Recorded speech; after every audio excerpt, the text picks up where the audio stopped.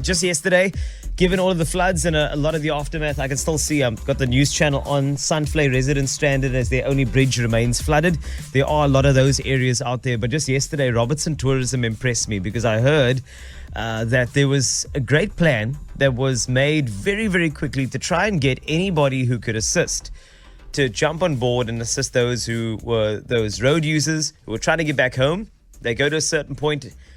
Unfortunately, they cannot pass that particular point on the R62 and surrounds, and then they had to turn back. Not everybody is of the financial means to go back to their place that they were staying and just say, hey, could we have a spot? So I just wanted to chat to somebody from Robertson Tourism just for a second. Is this Renate? Yes, Carl. Good afternoon. Hello. I understand signal is still a bit sort of compromised from all of those massive floods and storms over the weekend, but I'm glad that we could connect with you, Renate. So, yes, I'm standing very still at a certain spot, so I'm sure it'll be fine. A lot of people had to do that. So I've heard that Robertson Tourism, you pulled off something so great yesterday, and I wanted to find out how. Because apparently you just got so many people to come through and say, if anybody's looking for accommodation, they can stay by us. Because I was mentioning financial means, it's tough out there. You just saved up for a good long weekend and now you had to turn around and go find another accommodation, and no one wanted to stay in their car. So how did you manage to get that plan sorted? It's one of those things that happen. Just you can't really plan for it. Yeah. So we were also at the accommodation, and when we got back after the train trip, our house was also flooded. We moved to another one. And then when I got signal, my phone was ringing like crazy. And it's then when I realized there's a much bigger problem. And then I went to the office, and two of my family members came along, and we just started answering phones and then making lists. Who's looking for accommodation? Who's offering accommodation? And we realized that we needed the community's help. There's no ways the accommodation places, tourist places, going to have enough space. So the town just opened up their doors. It was something absolutely incredible. I heard so. I want to know.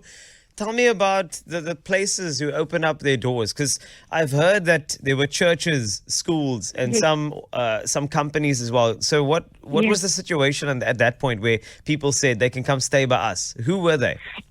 Yeah, so as the message started going through town, got calls from farmers that said that we can use the pack shed, or Ashton Winery said we can use a space where they have toilets that is at least safe and dry for the night. But mostly the public, the people who opened their rooms and houses and just said, we've got 2 single beds, or we've got whatever, just phoned until 10 o'clock that night. We still got people phoning. Listen, is everyone sorted? I can sleep 2 more.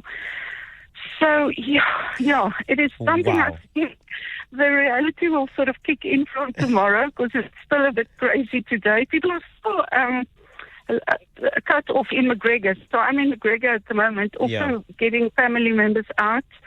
And yes, the roads are still very much closed. Yes.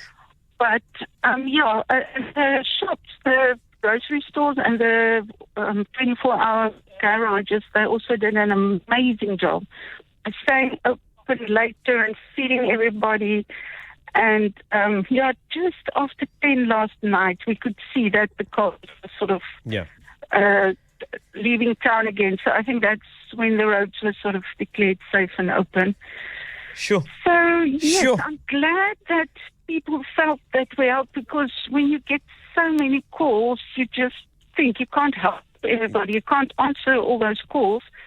So, yes, I'm very thankful for everybody that put their hands up and helped out. The story it's making me emotional, because the thing is, you can only imagine, people are not calling Robertson Tourism just for accommodation. What can I do? There were people calling saying, I've got a spot. And I think that's where the faith in humanity comes in, where it's restored in the best way. And to you and your family members who spent all that time on those phones, answering, trying to get everybody sorted, I just wanted to say thanks. I know we're not out of the woods yet with regard to those areas. I'm hearing Sunflay and you said McGregor. There are some other areas where people are still trying to get over their only access points.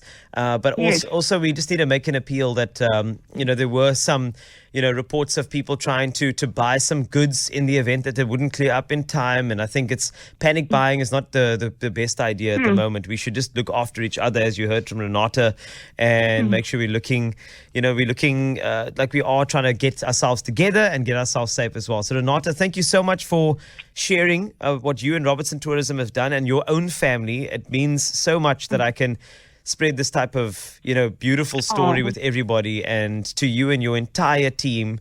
Robert, that's why we love Robertson so much. It's SK from 94.5. Thank you. I would love to welcome you here very soon.